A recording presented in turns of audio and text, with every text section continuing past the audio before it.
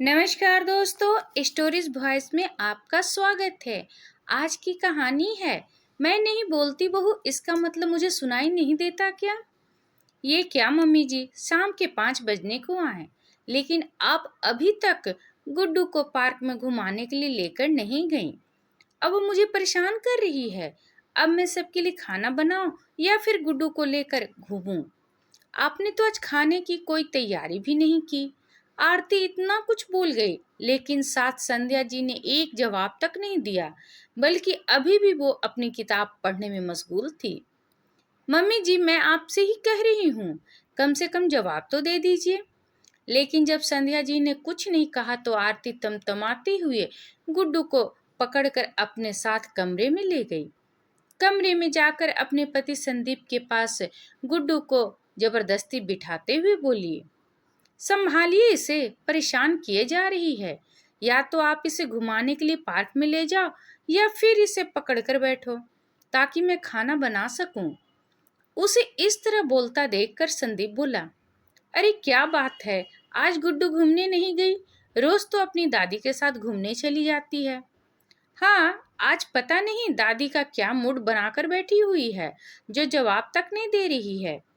इसलिए आज दादी नहीं, पापा इसे संभालेंगे, कहकर आरती गुड्डू को संदीप के पास छोड़कर रसोई में चली गई।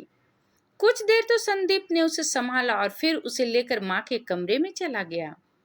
देखा तो मम्मी कोई किताब पढ़ रही थी। क्या बात है मम्मी, आपकी तबीयत तो ठीक है? आज आप गुड्डू को नहीं संभाल रही हैं? संदीप ने पूछा तो संध्या जी ने एक नजर भर उसकी तरफ देखा और दोबारा अपनी किताब में लग गईं। संदीप को उनका व्यवहार बड़ा अजीब सा लगा। उसने दोबारा पूछा, मम्मी आप जवाब नहीं दे रही हैं, कहीं नाराज तो नहीं हो? पर संध्या जी ने कोई जवाब नहीं दिया। संदीप भी अपना मुंह लेकर बाहर आ गया और सीधा रसोई में आरती के पास जाकर बोला, कोई बात हुई थी क्या आज? कहीं तुमने मम्मी को कोई ऐसी बात तो नहीं कह दी जिससे वो नाराज हो गई हैं? मुझे तो ऐसी कोई बात याद नहीं है कि मैंने ऐसा कुछ कहा हो, और अंतर्यामी मैं हूं नहीं जो उनके मन की बात जान जाऊं। अब मुझे डिस्टर्ब मत करो। आज खाने की भी कोई तैयारी करके नहीं रखी है, मम्मी ने तो सब कुछ मुझे ही करना है। आरती का जवाब सुनकर संदीप गुड्डा को पार्क रवाना हो गया। इधर संध्या जी को किचन में से बर्तन के पटकने की आवाज में साफ साफ सुनाई दे रही थी। जानती थी कि आरती ये सब जानबूझकर कर रही है ताकि संध्या जी उठकर उसकी मदद कर दे। पर आज वो मन पक्का करके बैठी हुई थी कि वे कुछ भी हो जाए आरती की मदद बिल्कुल नहीं करेंगी। आखिर आरती की आदत थी सबके सामने बेचारा बनने की, सबको यह कहने की कि मम्मी जी ने अपने समय में तो अपनी गृहस्थी चला ली, खूब मजे भी कर लिए, उनके सिर पर सास तो होती नहीं थी। पर हमारी क्या जिंदगी है, हम तो हमेशा रोक टोक में ही रहें। ये बातें अक्सर उनके कानों तक पहुंचती थी, पर वे हमेशा यह सोचकर चुप हो जाते कि दूसरों की बातों पर क्या विश्वास करना। आरती ने उनके सामने तो नहीं कहा, लेकिन कल रात जब वे अपनी मम्मी से फोन पर बात कर रही थी तब भी यह बात दोहरा रही थी, जो उस समय संध्या जी को सुनाई दी गई। बस तब से संध्या जी ठान कर बैठ गई कि अब चाहे कुछ भी हो जाए, वे आरती के किसी काम में दखल अंदाजी नहीं करेंगी। बस इसी कारण वे सुबह से किसी से बात नहीं कर रही थीं, अपने कमरे में ही थीं। आज उन्होंने किसी काम को हाथ तक नहीं लगाया, यहाँ तक कि गुड्डू को खिलाया भी नहीं। आखिर जैसे तैसे आरती ने अकेले ही खाना तैयार किया। तब तक संदीप भी घर वापस आ गया और आते ही आरती से बोला, आरती फटाफट खाना ले आओ, बहुत जोर से भूख लग रही है। और अब गुड्डू को भी तुम ही संभालो, अब थक गया हूँ मैं, कहता हुआ वे हाथ मुंह धोकर डाइनिंग टेबल पर बैठ गया। संदीप की बात सुनकर आरती बोली, तुम अकेले थके हो क्या? मैं नहीं थकी हूँ क्या, जो गुड्डा को लाकर मुझे टिका दिया? अब अगर मैं गुड्डा को संभालूंगी तो खाना तुम्हें ही लेकर आना पड़ेगा।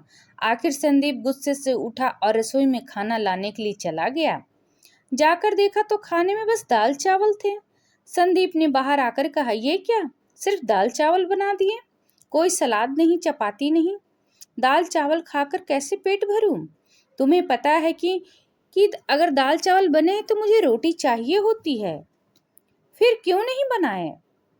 शुक्र मनाओ कि कम से कम ये तो बन गया, नहीं तो आज भूखे ही रहने की नौबत थी।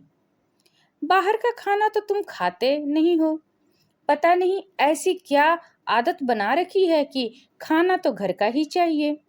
आरती चिढ़ते हुए बोली, यार तुमसे इतना सा काम नहीं होता?